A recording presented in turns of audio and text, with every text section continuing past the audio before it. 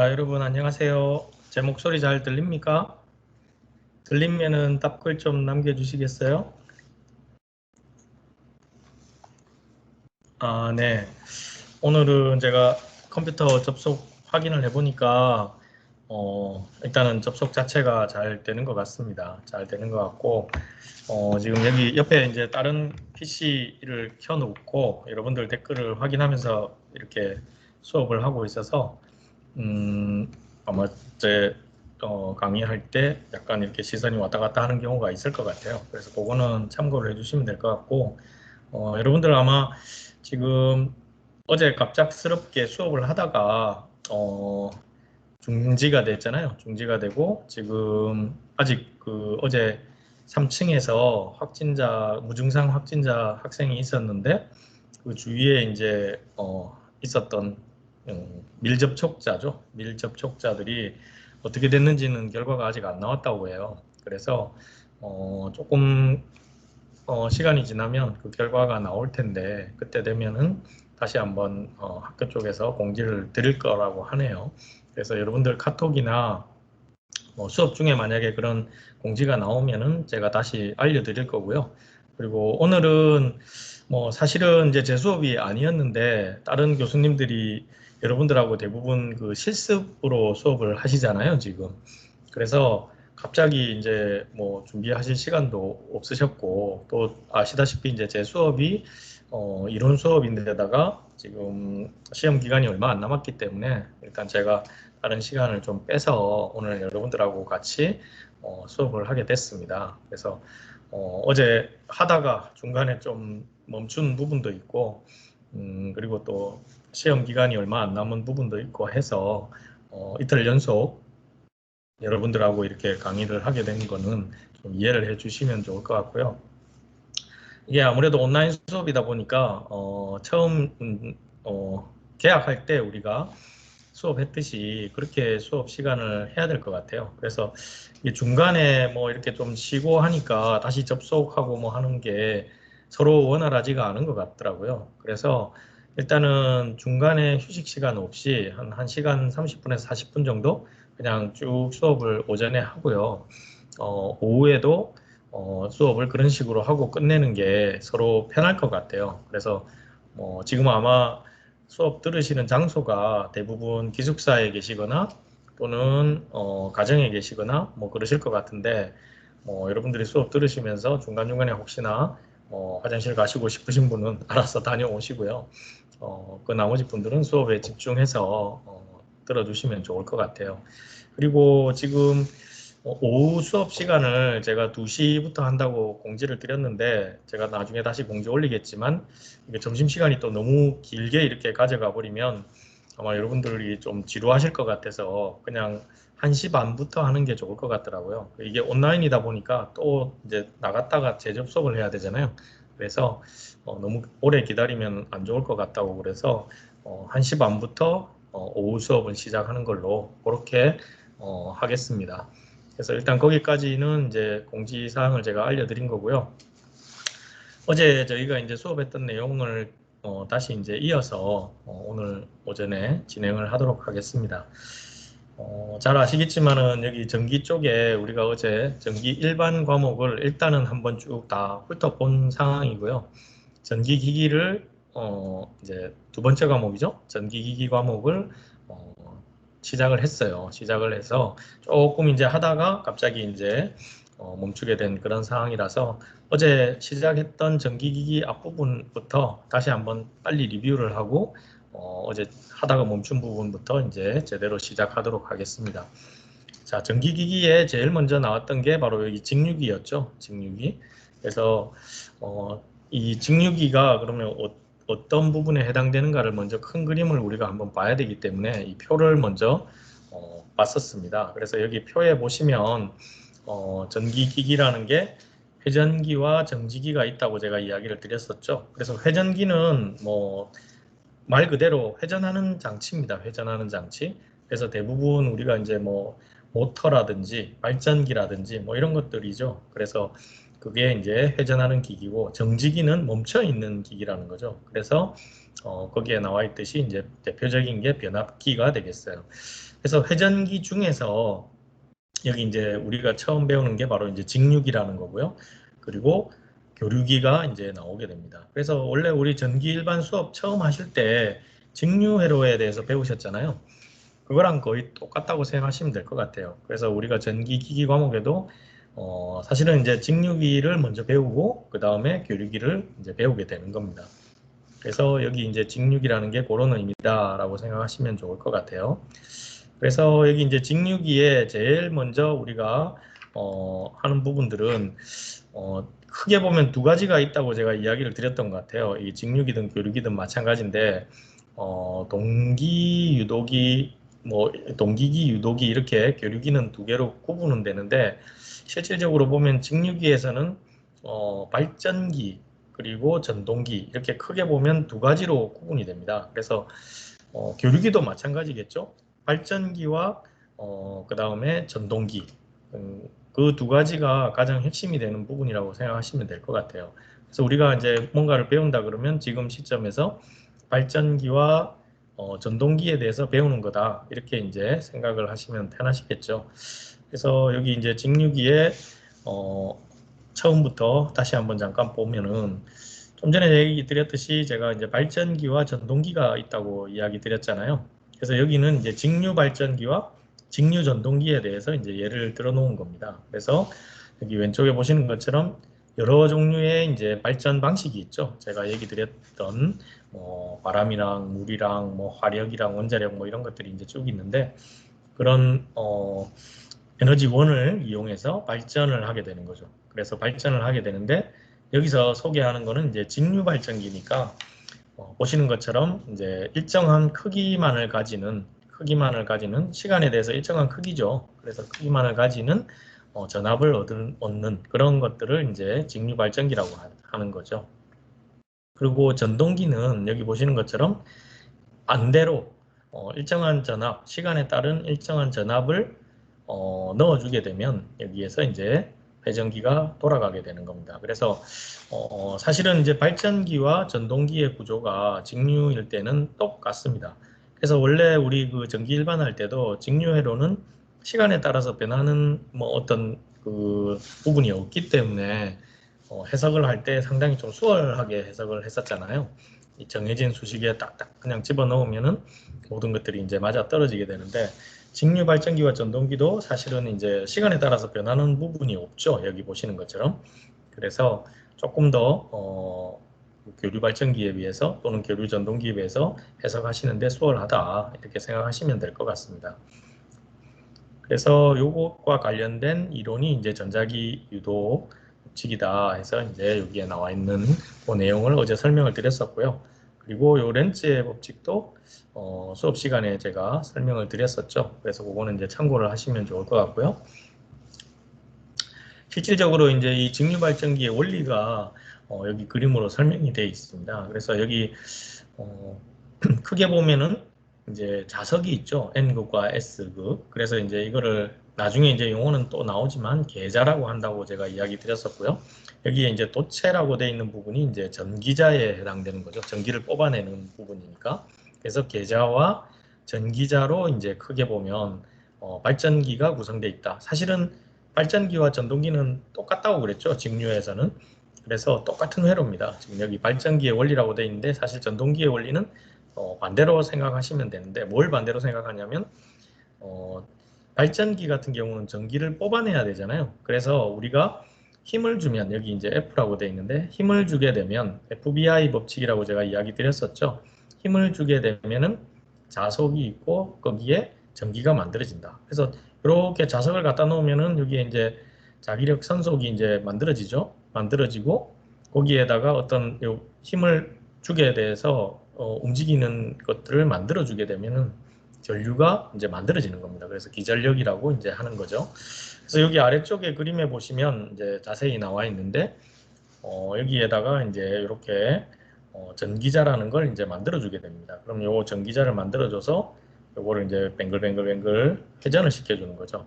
그래서 그 다음 페이지에 보시면 이제 이게 회전할 때 어떤 신호가 만들어지는지가 바로 보이게 됩니다. 그래서 여기에 보시는 것처럼 이렇게 수직으로 수평으로 다시 또 이렇게 왔다 갔다 이제 빙글빙글 돌겠죠, 이게. 그럼 이걸 뭘로 돌린다고 그랬습니까? 뭐 수력 발전 같으면 물의 낙차를 이용해서 이제 풍차 돌리듯이 계속 이제 이걸 돌릴 거고, 다른 이제 뭐 화력이라든지 원자력이라든지 이런 것들은 물을 끓여서 기화가 될 때 그 증기에 의해서 이제 이걸 돌린다고 제가 이야기를 드렸었죠. 그래서 이제 이게 어쨌든 힘에 의해서 돌아가는 겁니다. 돌아가게 되면 이런 식으로 이제 신호가 만들어지게 되겠죠. 정류자 편이 두 개인 경우에 그 아래쪽이 이제 없어지는 거예요. 여기 그림에 보시면 이 그림의 아래쪽 부분이 없어지고 얘가 이 위로만 플러스 성분만 남는 거죠. 이렇게. 그래서 정류자를 두 개가 아니고 이제 네 개를 붙이면 여기에 이제 있는 것처럼 이렇게 붙이게 되면 훨씬 더 평탄하게 이제 이렇게 정류가 되는 거를 이제 볼 수가 있어요. 그래서 이거를 이제 좀 더 평평하게 만들어 버리면 직류가 되겠죠. 이렇게 된 거를. 그래서 요 뒤에 이제 평활회로라는 거를 이제 일반적으로 R과 C로 구성된 평활회로라는 거를 이제 붙이게 됩니다. 그러면은 이제 거의 평평하게 돼서 직류로 만들어지는 거죠. 그러면 이제 이게 직류 발전기가 되는 겁니다. 그래서 교류 발전기는 사실은 이제 그 과정이 필요가 없는 거죠. 그렇죠? 그래서 보통 직류 발전기가 조금 더 구성이 이제 복잡할 수 있다라고 생각하시면 될 것 같아요. 자, 그래서 지난 시간에 이제 제가 꼭 기억하시라고 했던 게 요 네 가지였죠. 직류 발전기 또는 직류 전동기의 구성 요소 해가지고 네 가지가 있다고 얘기를 드렸어요. 그래서 첫 번째 나오는 게 이제 계자, 즉 이제 뭐 자석 성분이라고 생각하시면 돼요. 그래서 우리가 이제 일반 연구 자석을 쓰는 경우는 수력 발전소나 이런 데는 연구 자석을 쓰는 경우도 있어요. 근데 이제 보통 이 자석이라는 게 아주 약한 자석인 경우에는 효율이 별로 좋지가 않고 또 아주 강한 자석인 경우에는 가격이 아주 기하급수적으로 비쌉니다. 크면 클수록 그 자성이 또 세면 셀수록 그래서 보통은 이제 우리가 시중에서 일반적으로 구할 수 있는 것 중에 가장 강한 게 이제 네오디움 자석이라고 하는데 그 네오디움 자석 같은 경우도 큰 자석인 경우에 가격이 상당히 비쌉니다. 그리고 붙이면 어디 철에다가 붙이면 잘 떨어지지 않아요. 그래서 그거보다 더 센 것도 있습니다. 그래서 이제 그런 것들을 통칭해서 요즘 이제 미국하고 중국하고 뭐 이렇게 무역 전쟁하면서 많이 나오는 이야기인데 히토류라고 그러죠. 히토류. 그래서 이런 히토류들이 국가적으로 이제 관리를 하고 있어요. 그래서 아주 강하고 뭐 크고 이런 자석 성분은 자성을 가지는 이제 물질은 해외로 이제 반출을 잘 하지 않습니다. 이거는 이제 국방과 관련된 뭐 무기 개념으로 생각을 하는 거죠. 그래서 일반적으로 쓰는 것들은 대부분 이제 연구 자석보다는 이제 전자석을 쓰게 되는 겁니다. 그래서 여기에 자세히 이제 사진을 보시면 계좌라고 되어 있는 거에 막 이렇게 홈이 보일 거예요. 톱니바퀴처럼. 그 홈에다가 이 오른쪽에 보시는 것처럼 이제 코일을 감죠. 이 코일을 감으면 코일에 전류를 흘리면은 자성을 띠게 되죠. 그래서 이거는 이제 우리 전기 일반할 때 배웠었죠. 그래서 코일에 전류를 흘렸더니 자성을 가지더라. 그래서 요런 특징을 이용해서 전자석을 이제 만들게 되는 겁니다. 그래서 그거는 이제 참고를 하시면 되고요. 그 다음에 이제 두 번째가 전기자라는 겁니다. 전기자. 그래서 아까 그 발전기의 안쪽에서 이제 전기를 뽑아내는 그 회전하는 역할을 하는 게 바로 이 전기자에 해당되는 부분이에요. 그래서 이게 회전을 할 때 마찬가지로 이게 이제 그냥 뭐 우리 뭐 풍차나 이런 걸로 되어 있는 게 아니고 물레방아처럼 이런 식으로 모양이 구성되어 있어요. 그래서 이게 회전할 때 여기에다가 중심축을 만들어 놓고 그게 빙글빙글 이제 돌아가게 돼 있는 거죠. 실제로 이제 발전기나 전동기를 뜯어 보면 이 가쪽에 이제 요게 계자가 붙어 있고 가운데에 전기자가 중심축을 이루고 이제 돌아가게 됩니다. 우리 모터 생각하시면 선풍기에 그 바람개비 떼면은 거기에 뭐 이렇게 튀어나와 있는 거 있잖아요. 그 부분이 이제 전기자에 해당된다고 생각하시면 될 것 같아요. 그래서 거기서 이제 힘을 만들어내는 거는 전동기가 되는 거고요. 전기를 만들어내는 거는 발전기가 되겠죠. 그래서 이제 그 차이가 있다라고 생각을 하시면 될 것 같고요.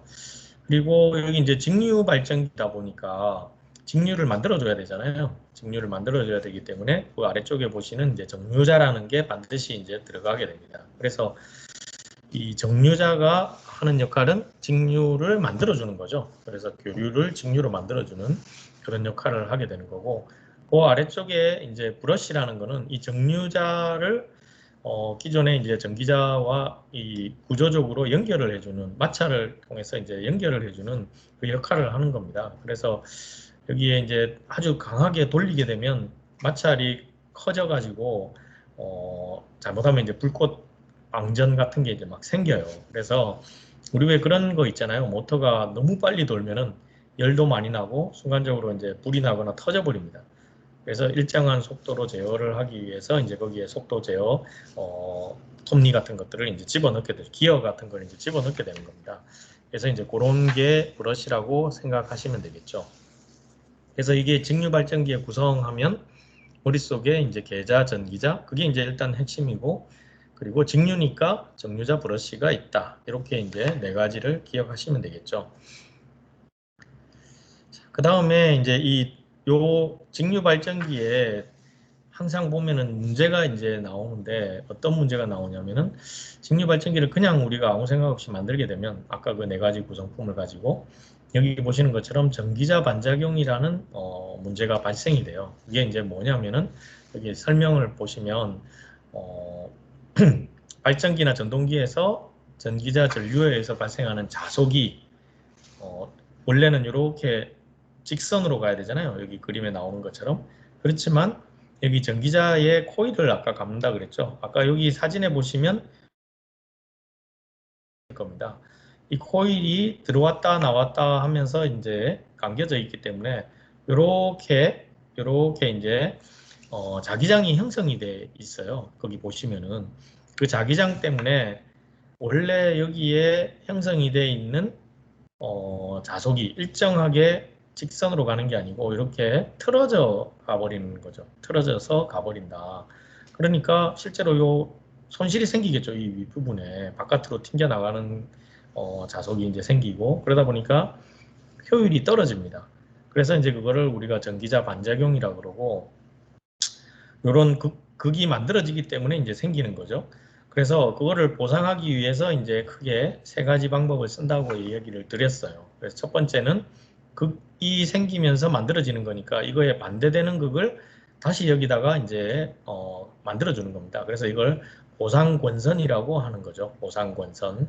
그래서 실질적으로 보면은 이 계좌에도 여기 보시면 권선이 이렇게 감겨져 있잖아요. 여기 이게 이제 왜 갑자기 자석인데 왜 코일을 감았나라고 생각하실 텐데 여기 보시는 것처럼 이렇게 보상권선을 감았다고 생각하시면 더 좋을 것 같아요. 물론 이제 이 권선에 의해 가지고 전자석이 만들어지는 이유도 있지만 이 보상권선을 감아서 이런 전기자 반작용을 상쇄시키는 역할도 한다라고 이제 생각하시면 되겠죠. 그리고 두 번째 방법은 여기 보시는 것처럼 극이 이제 이렇게 틀어지니까 요거를 위로 끌어올리는 겁니다. 이렇게 밑으로 내려가는 거를 끌어올리기 위해서 보극이라는 걸 이제 설치를 해줘요. 그래서 여기에 이제 보조되는 N극과 S극을 만들어주는 거죠. 그래서 요거를 이제 보극이라는 방법으로 전기자 반작용을 감쇄시킨다라는 거고 마지막은 이렇게 틀어지니까 아예 이 중심축을 요만큼 기울이는 거예요. 여기 A라고 돼 있는 요만큼을 기울여 버리면 틀어지는 만큼 얘가 위로 올라가 버리니까 괜찮지 않느냐라는 거죠. 그래서 얘가 전체적으로 위로 이렇게 올라가죠. 여기 그림에 보시면은 위로 올라가서 실제로 이쪽에 들어갈 때는 일정하게 이렇게 들어가 버리는 거죠. 여기는 밑으로 이렇게 내려가는 게 보이고 위에가 비어 있잖아요. 근데 이렇게 중심축을 아예 틀어버리면 그만큼은 보상이 된다. 뭐 이런 개념이에요. 그래서 실질적으로 보면은 이 세 가지 방법에 의해서 전기자 반작용 현상을 보상해 준다. 뭐 이렇게 보완해 준다. 이렇게 생각하시면 되겠죠. 그래서 제가 어제도 이야기 드렸지만 직류 발전기에서 제일 이제 좀 문제 출제가 많이 되는 부분이 바로 요 네 가지 구성 그리고 여기 나오는 것처럼 이 전기자 반작용에 의한 보상 방법 요것들이 시험에 아주 잘 나오는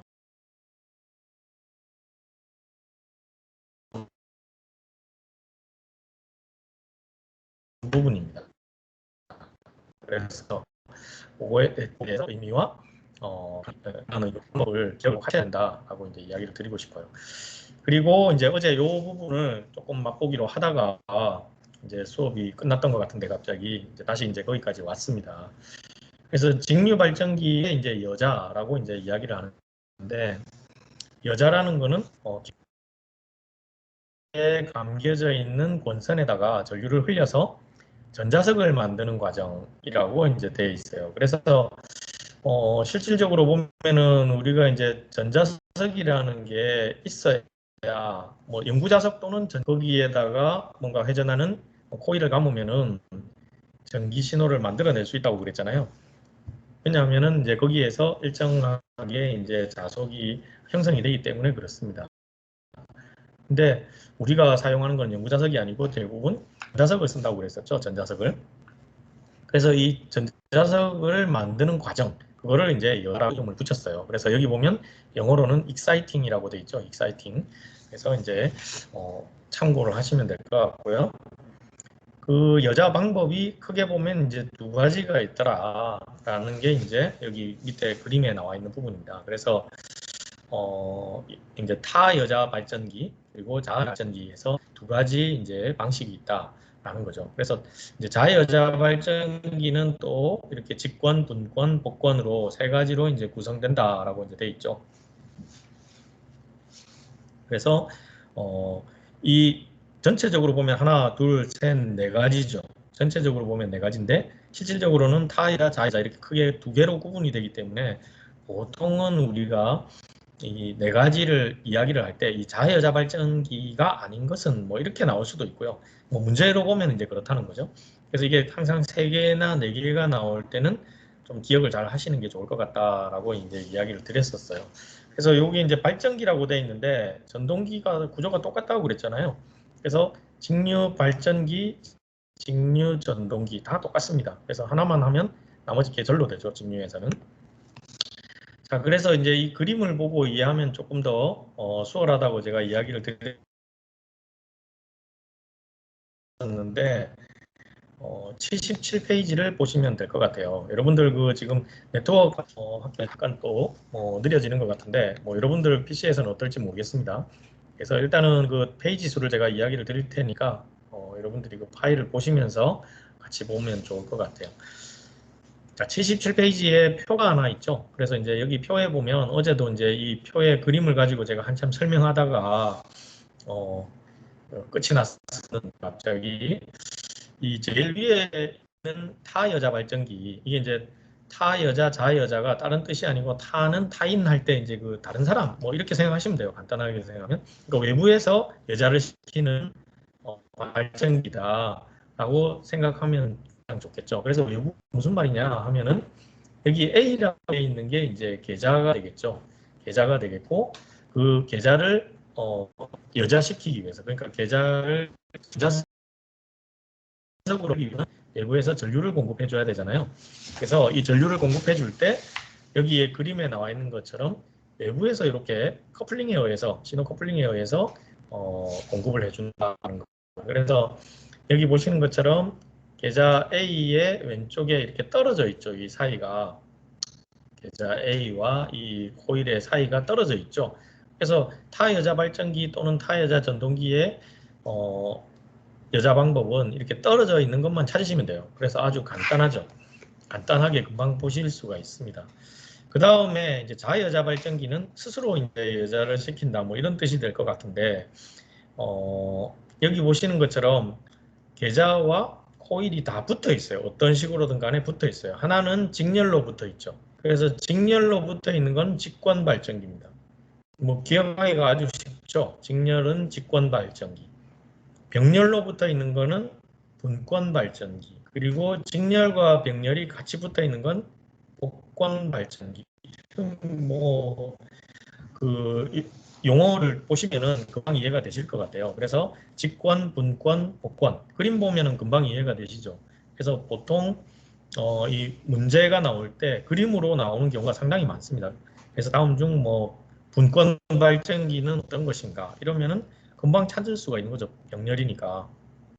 그리고 타여자 발전기는 여기에 떨어져 있으니까 그림만 보면 쉽게 이해가 되실 겁니다. 근데 보통은 이제 이렇게 그림을 가지고 문제를 낼 수도 있는데 이게 이제 너무 쉽다 보니까 오른쪽에 이제 용도라는 거를 좀 이렇게 썼고요. 그래서 다음 중 직권 발전기는 주로 어디에 쓰이는가? 뭐 이런 거죠. 그래서 여기에 나와 있는 것처럼 요걸 왜 쓰는지에 대해서 문제가 최근에 이제 많이 출제가 됩니다. 그래서 예를 들면 이제 용도 중에 한번 보도록 하겠습니다. 직권 발전기의 특징이 이러니까 전압 강화를 보상하는 승합기로서 사용한다. 뭐 이렇게 돼 있죠. 그래서 이제 부스터 회로라고 이제 돼 있는데 전압이 떨어질 때 그 전압이 떨어지는 걸 막기 위해서 부스팅하는 거죠. 우리가 그 자동차에 부스터 달면은 막 갑자기 악셀레이터를 밟으면 확 나가잖아요. 그거랑 비슷합니다. 우리가 추월할 때 1차선으로 가서 다른 차량을 추월하잖아요. 그때 어떻게 합니까? 신호를 넣고 1차선 붙으면서 악셀레이터를 팍 밟죠. 그러면은 이제 그 차가 앞으로 확 나가면서 이제 부스팅 된다고도 이야기를 하는데 그 내용과 거의 비슷한 말입니다. 그래서 전압 강화를 보상하기 위한 승합기로 사용하는 게 직권 발전기다라는 거죠. 예를 들면 그렇다는 겁니다. 그 아래쪽에 분권은 뭐 충전용으로 사용한다. 그리고 이제 그래서 뭐 충전기에는 주로 어떤 게 쓰이나 이러면은 이게 이제 이렇게 말로 나올 수도 있고 그림으로 나올 수도 있다는 거죠. 직권, 분권, 복권 뭐 이런 식으로. 그리고 뭐 복권 같은 경우는 전동차나 아크 용접기 같은 데 이제 쓰인다라고 이제 돼 있죠. 그래서 각각의 용도에 맞는 발전 여자 방식을 이제 찾아라라고 문제들이 좀 많이 출제가 되는 편입니다. 요즘 들어서. 그래서 여러분들이 공부를 하실 때 그림은 보시면은 아마 쉽게 이해되실 거예요. 뭐 타여자 금방 구분이 되죠. 떨어져 있으니까. 그리고 좌여자는 다 붙어 있는데 직렬로 붙어 있으면 직권, 병렬로 붙어 있으면은 분권, 두 개가 합쳐져 있으면 복권. 그래서 그림 보면은 금방 이해가 되실 거예요. 그래서 이제 그림은 그렇게 이해를 하시고 각각의 특징을 외우는 게 사실은 조금 더 어렵죠.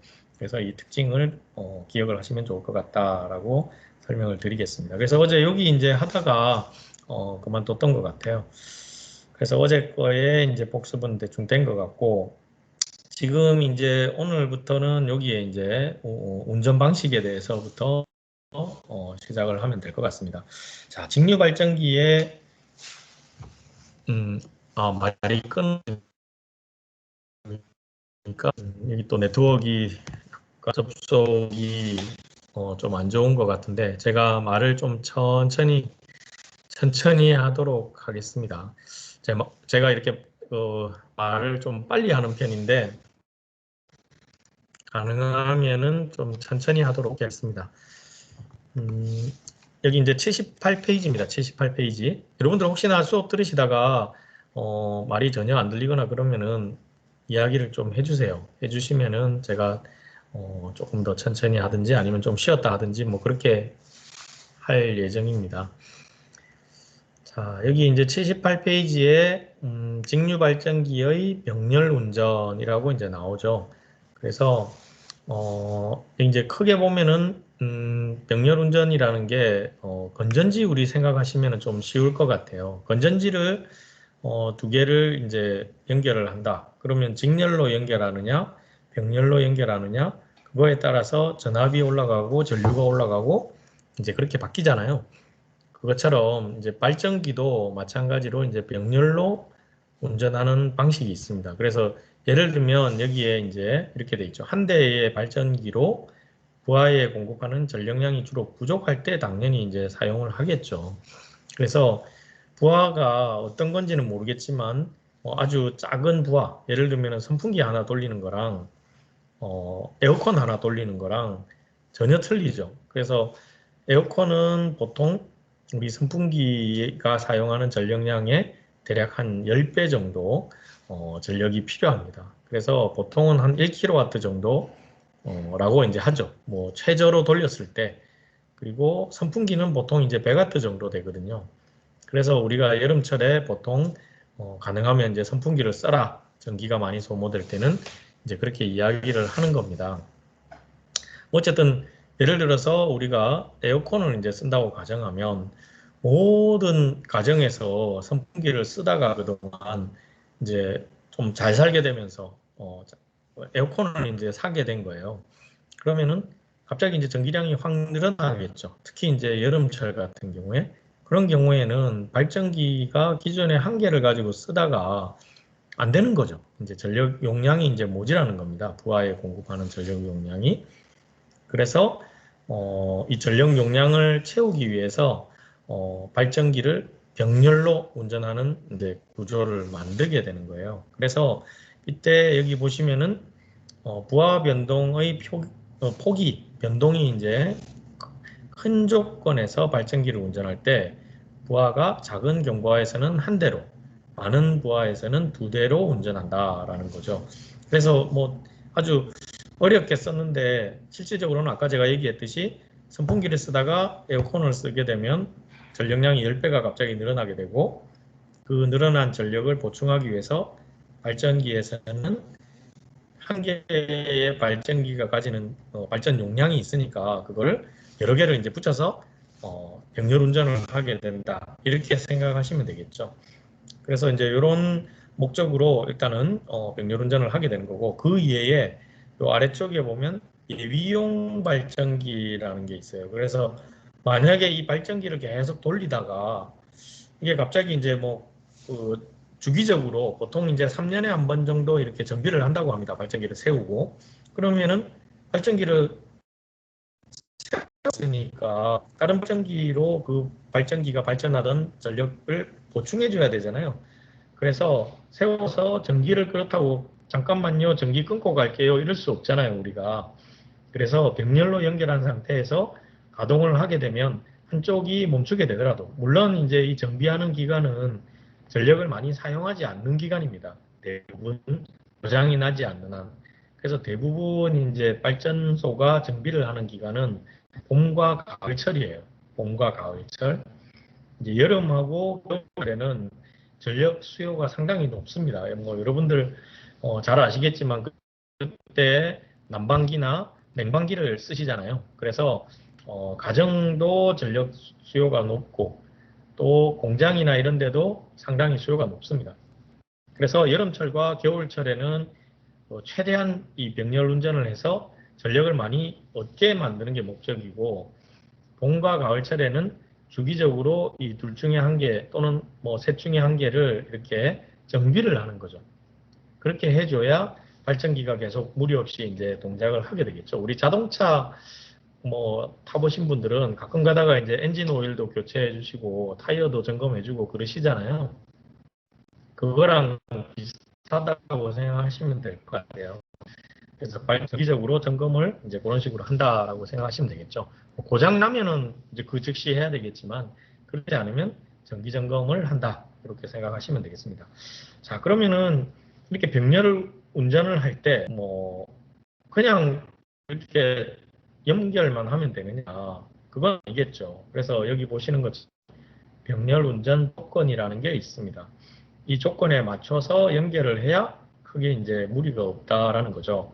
그래서 첫 번째 조건은 뭐냐면 여기 보시는 발전기의 전압 크기를 일치시켜야 된다라는 거죠. 이거는 제가 아까 처음에 여러분들한테 이야기 드렸지만 그 건전지 생각해 보시라고 그랬잖아요. 건전지. 그래서 건전지를 우리가 교체를 할 때 두 개를 사용하는 경우에 한꺼번에 교체를 해야 되잖아요. 건전지를.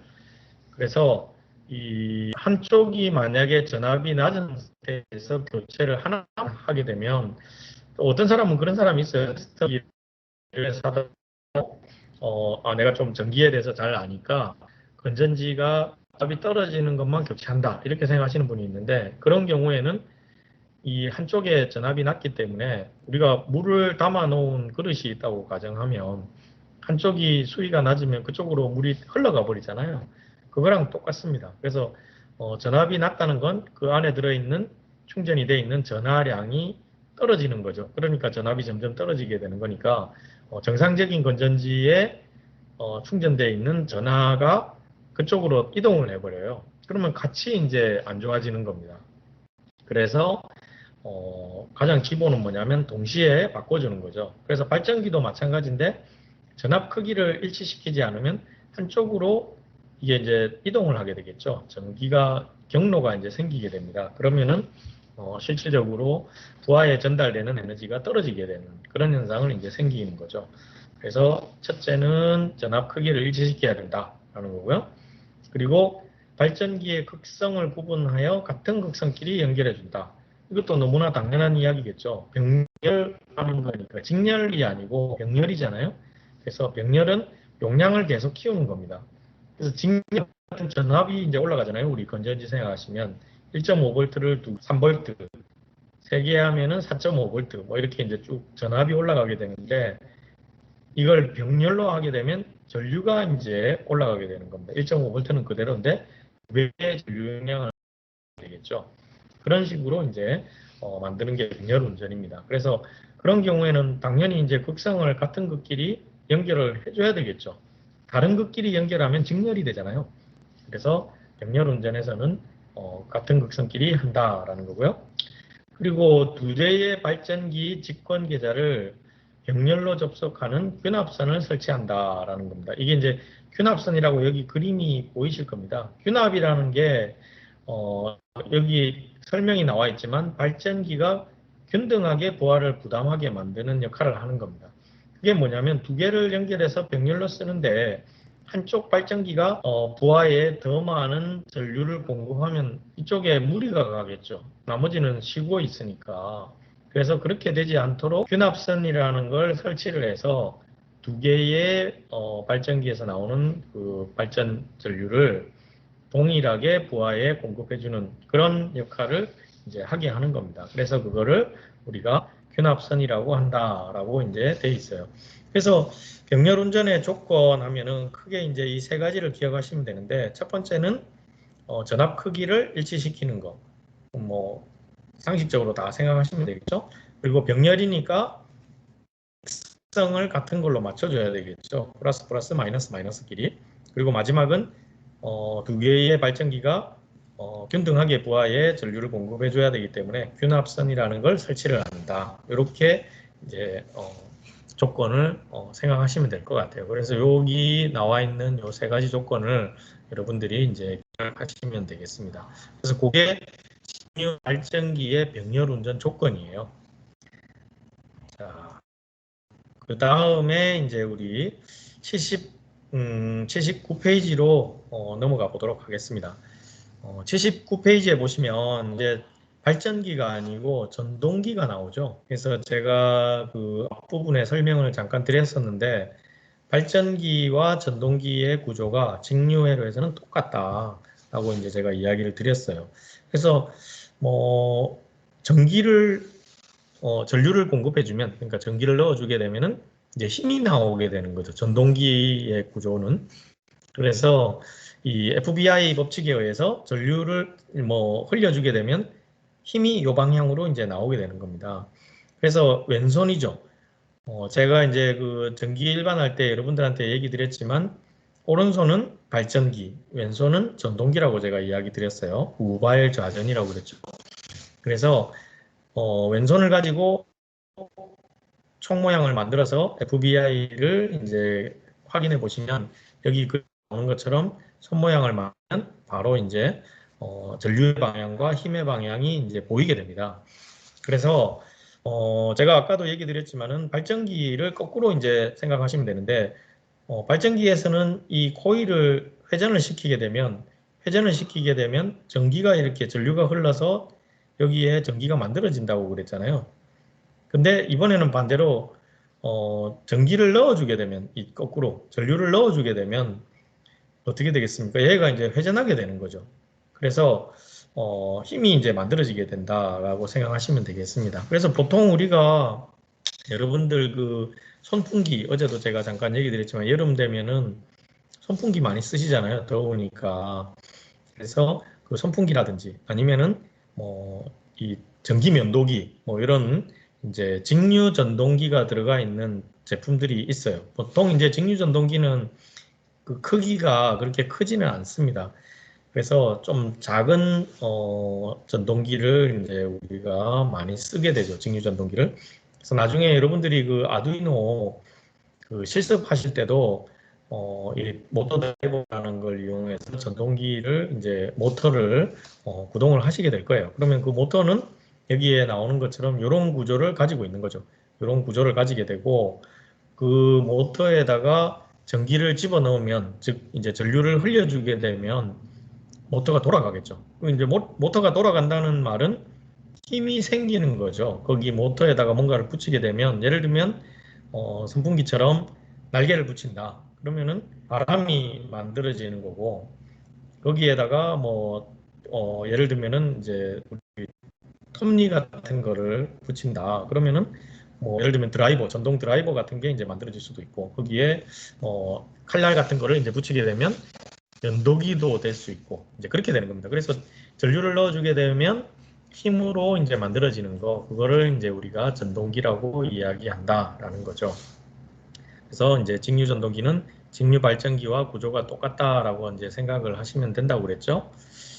그래서 직류 전동기의 두 번째는 마찬가지로 직류 발전기에서 우리 계좌를 전자석으로 만들기 위해서 필요한 게 있었잖아요. 뭐냐면 이제 여자라는 게 있었습니다. 여자. 그래서 이 직류 전동기도 마찬가지입니다. 어차피 전동기를 만들기 위해서도 여자를 시켜야 되죠. 일단은 그 전자석을 먼저 만들어줘야 되니까 자석이 흐르는 상황에서 전류를 넣어줘야만 얘가 회전을 하게 되는 겁니다. 그래서 그 여자를 먼저 하게 되는데 여기 보시면은 이제 또 똑같은 그림이 있죠. 두 가지가 있다 그랬어요. 여자에는 타 여자가 있고 자 여자가 있다. 그래서 타 여자는 여기 그림에 보시는 것처럼 계좌와 이 코일이 떨어져 있는 거죠. 떨어져 있는 거고 그 자 여자 방식은 세 가지가 있는데 그 코일과 계좌가 이렇게 연결이 되어 있습니다. 그래서 그게 직모되어 있으면 병렬로 연결한 분권, 직렬과 병렬이 같이 돼 있으면 복권. 그래서 좀 전에 이제 그 그림 보면서 제가 설명드렸듯이 구조가 똑같습니다. 왜냐하면 직류에서는 전동기와 발전기의 구조가 똑같기 때문에 그렇습니다. 그래서 이제 여기에 각각의 그림은 참고를 하시면 되고 제가 아까도 얘기했지만 이 그림이 너무 단순하고 요즘은 그래서 이 용도, 사용처에 대한 질문이 많이 나옵니다. 그래서 그러면 직권 전동기는 주로 어디에 쓰느냐? 뭐 이제 이렇게 되는 거죠. 그래서 이제 예제를 이렇게 만들어주면 그 중에서 직권 전동기에 해당되는 부분을 이제 찾으면 되는 거죠. 그래서 여기에 용도라고 되어 있는 이런 부분들을 여러분들이 잘 보셔야 될 것 같아요. 그래서 우리가 이제 주로 많이 쓰는 게 직권, 분권 뭐 이렇게 많이 쓰게 되는데 직권이라고 이렇게 되어 있는 것들은 대부분 큰 힘을 이제 만들어내는 것들이 많아요. 그래서 발전기도 마찬가지고 전동기도 마찬가지고 이제 그런 개념으로 보시면 될 것 같고 분권은 아무래도 이제 병렬이다 보니까 힘도 힘이지만 좀 안정적인 전원을 구성하는데 이제 사용한다 이렇게 생각하시면 될 것 같고 복권은 사실은 이제 직권이나 분권보다 좀 회로 구조가 약간은 복잡하잖아요. 그래서 이렇게 복권을 쓰는 경우에는 두 개의 장점을 그냥 다 취하게 되는 겁니다. 그래서 사실은 여기 복권을 한번 보세요. 복권의 용도를 보시면 권상기, 절단기, 컨베이어, 분쇄기 이렇게 돼 있죠. 근데 좀 전에 좀 전이 아니고 직권을 한번 보세요. 권상기가 여기 또 있잖아요. 그리고 분권에 보시면 컨베이어 이런 거 보이시죠? 그게 복권 전동기에는 다 들어 있습니다. 왜냐하면 분권과 직권의 특징을 다 가지고 있기 때문에 그렇습니다. 그래서 일반적으로 문제를 낼 때 이게 이제 복권 전동기 또는 복권 발전기에 대한 문제가 나오면 이 좀 약간 오해라고 해야 되나요? 이 정답의 순수성이 약간 떨어져요. 상식적으로. 왜냐하면 두 개의 특징을 다 가지고 있기 때문에 거기에 그냥 써도 되거든요. 직권일 때, 분권일 때 복권을 넣어서 써도 된다는 거죠. 여기에 용도에도 그렇게 돼 있지 않습니까? 그래서 문제가 나올 때는 헷갈리는 문제는 잘 안 나오겠죠. 그러면은 분권 아니면 직권에 관련된 문제가 이제 주로 나오더라고요. 제가 이렇게 보니까. 그래서 특별하게 뭐 직권과 분권을 이제 구별해서 우리가 문제를 내다 보니까 그쪽에 대한 예제, 즉 용도를 좀 유심히 보시는 게 더 좋지 않을까 싶습니다. 그래서 요거는 이제 참고를 하시면 될 것 같고요. 그래서 거기에 나오는 것처럼 직류에서는 발전기와 전동기의 일단 구조가 똑같고, 그렇죠? 그리고 여자 방식도 똑같고, 당연히 이제 구조가 똑같으니까 이것도 똑같겠죠? 그리고 용도는 그 직권과 분권 위주로 이제 여러분들이 조금 관심을 더 가지시면 좋지 않을까 하는 이야기를 이제 제가 드리게 됩니다. 그 다음 페이지에 81페이지입니다. 81페이지. 이제 직류 전동기의 역기전력 해서 이제 우리가 그 기전력이라고 하면 전기가 만들어지는 이제 그거를 기전력이라고 해서 우리가 전류가 만들어지는 걸 이야기를 하는데 역기전력이라고 하면은 이제 반대로 되는 거죠. 반대로. 그래서 이게 갑자기 역기전력이 무슨 말인가 하고 이제 생각하실 수 있는데 여기 보시면 이렇게 돼 있어요. 전동기가 회전할 때 발생하는 기전력이라고 이제 되어 있습니다. 원래는 여러분들 잘 생각해 보십시오. 발전기에서는 힘을 줘서 돌렸더니 전기가 만들어졌죠. 기전력이 생겼잖아요. 힘을 줘서 돌렸더니 전기가 만들어지더라. 그거를 이제 기전력이라고 우리가 이야기한다고 했었잖아요. 근데 이제 전동기에서는 전류, 즉 이제 전기를 넣어줘서 힘을 만들어내는 거잖아요. 힘을. 그래서 이제 이게 빙글빙글 돌아가게 됩니다. 근데 잘 생각해 보시면 이게 빙글빙글 돌면 다시 전기가 또 만들어지는 거잖아요. 우리가 왜냐하면 돌리면서 전기가 만들었으니까. 이해가 되십니까? 그러니까 잘 생각해 보시면은 이게 돌면은 일단 전기가 만들어지는 거잖아요. 돌면은 그렇기 때문에 내가 전류를 넣어서 돌리든 힘을 넣어서 돌리든 일단 돌아가면은 전기가 다시 만들어지게 되는 겁니다. 그렇죠. 그래서 그거를 우리가 이거는 힘을 넣었는데 전기가 만들어지는 걸 발전기라고 해서 기전력이라고 했었고, 그렇죠. 이번에는 전기를 넣어서 힘을 만들어냈는데 힘을 만들어내는 게 결국 이제 돌아가는 거니까 도니까 다시 전기가 만들어지더라. 그래서 이제 그거를 역기전력이다라고 이제 이야기를 하게 되는 겁니다. 그래서 실질적으로 여기 보시는 것처럼 이제 발전기와 전동기라고 되어 있는데 발전기와 전동기에서 이제 E 값은 이렇게 마이너스 성분이 이제 역이 되는 거고 여기는 이제 플러스 성분이 되는 거죠. 그래서 역기전력이라고 하면 전동기에서 발생되는 전기, 그러니까 기전력 이렇게 생각하시면 될 것 같아요.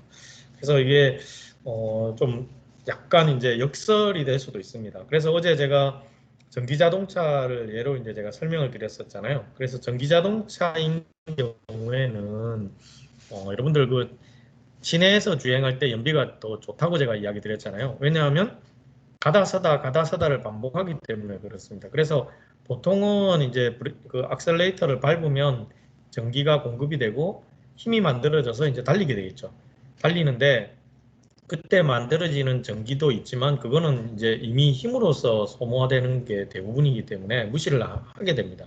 근데 브레이크를 밟는 순간은 전기가 끊어지는 거잖아요. 전기가 끊어지면 서서히 얘가 타력에 의해서 멈추게 되고 그 멈추는 과정에서 계속 일단은 돌고 있으니까 그때는 전기가 만들어지겠죠. 그 만들어진 전기를 회수를 하는 겁니다.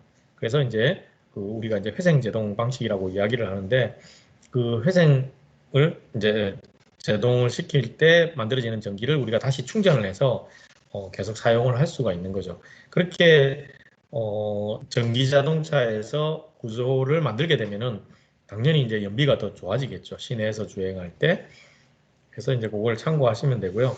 여기 아래쪽에 복잡한 수식이 막 나와요. 여기 보시면 뭐 극수, 회전수, 자기력, 선속수를 곱해서 이 기전력을 이제 계산하는 그 수식이 나오는데 이 수식에 관련해서는 제가 다음번에 한꺼번에 모아서 제가 설명을 한번 드린다 그랬었잖아요. 그래서 지금 처음 요 한번 쭉 훑어볼 때는 개념 위주로 여러분들하고 먼저 수업을 하고 나중에 요 수식에 대해서는 제가 따로 끝나고 나서 바로 모아서 또 한번 하도록 그렇게 하겠습니다. 자, 그 다음에 이제 직류 전동기의 회전 속도 및 토크라는 말이 나와요. 일단은 뭐 회전 속도라고 하면은 잘 아시겠지만 이제 얼마나 빨리 도느냐라는 게 되겠죠. 그 용어의 뜻을 이제 먼저 잘 이해를 하셔야 됩니다. 그리고 토크라는 말은 기본적으로 이제 순간적으로 낼 수 있는 힘이라고 생각하시면 될 것 같아요. 그래서 보통 우리가 자동차를 이렇게 또 예를 들면 자동차가 대표적으로 이제 이 전동 장치라고 생각하시면 되니까 자동차에 보면 이제 또는 뭐 선반 밀림 같은 이런 기계 장치도 마찬가지입니다. 어떤 이제 토크가 반드시 이제 표시가 돼 있어요. 그래서 주로 이 자동차에서 회전 속도라고 하면은 이제 최대 속도를 이제 거기 표시를 하죠. 거기 보면 계기판에 보시면은 뭐 200km, 뭐 230km 이렇게 이제 표시가 되어 있습니다. 그래서 우리가 이제 그 회전 속도랑 이제 실질적으로 자동차의 속도를 거의 비례한다고 생각하시면 될 것 같고요. 여기 아래쪽에 나와 있는 이제 토크 같은 경우는 순간적으로 낼 수 있는 힘이니까 악셀레이터를 탁 밟았을 때 얘가 뭔가 힘이 탁 걸려서 확 치고 나가는 그 힘이 어느 정도 되느냐 그거를 이제 이야기를 하는 겁니다. 그래서 보통 일반 우리 승용차 같은 경우는 회전 속도는 빠를 수 있어요. 보통 일반적인 자동차는 회전 속도가 보통 한 200km, 230km가 이제 표시가 되죠. 자동차를 예를 들어서 이제 설명드리면 그렇다는 겁니다. 그리고 토크도 이제 표시가 되는데 일반 자동차는 토크가 그렇게 높지가 않아요. 회전 속도는 빠를 수 있는데 토크는 높지가 않다. 그 말은 뭐냐면 순간적으로 낼 수 있는 힘이 그렇게 크지가 않다라고 생각하시면 되겠죠. 그래서 보통은 우리가 이제 일반 그 휘발유 자동차에 비해서 경유 자동차가 토크가 상당히 좋습니다. 그래서 우리가 경유 자동차 또는 경유 발전기를 이용하게 되면은 뭐 순간적으로 낼 수 있는 힘이 좋기 때문에 예전에 이제 요즘은 많이 다르는데 예전에 그리고 이제 그 큰 선박이나 큰 자동차 우리 화물 자동차 같은 거 있잖아요. 큰 자동차 같은 경우는 짐을 많이 실어야 되잖아요. 짐을 많이 실어서 이동을 해야 되는데 토크가 만약에 약하게 되면 일단은 멈췄다가 출발할 때 상당히 힘듭니다. 그래서 원래 그렇잖아요. 우리가 짐을 뭐 가방을 큰 걸 짊어지고 그냥 계속 걸어가면 일단 상관이 없는데 한번 딱 멈추고 다시 일어나서 가려면 되게 힘들잖아요. 자동차도 마찬가지입니다. 뭔가 짐을 많이 실은 트럭이다, 선박이다. 그런 경우에 그 무게가 어마어마하거든요. 그러면 얘가 이제 갈 때는 그냥 술술 가요. 근데 만약에 멈춰 있다가 잠깐 멈췄다가 다시 가라 그러면 엄청난 이제 순간적인 힘이 필요하겠죠. 그래서 그거를 이제 우리가 토크라고 이제 이야기를 하는 겁니다.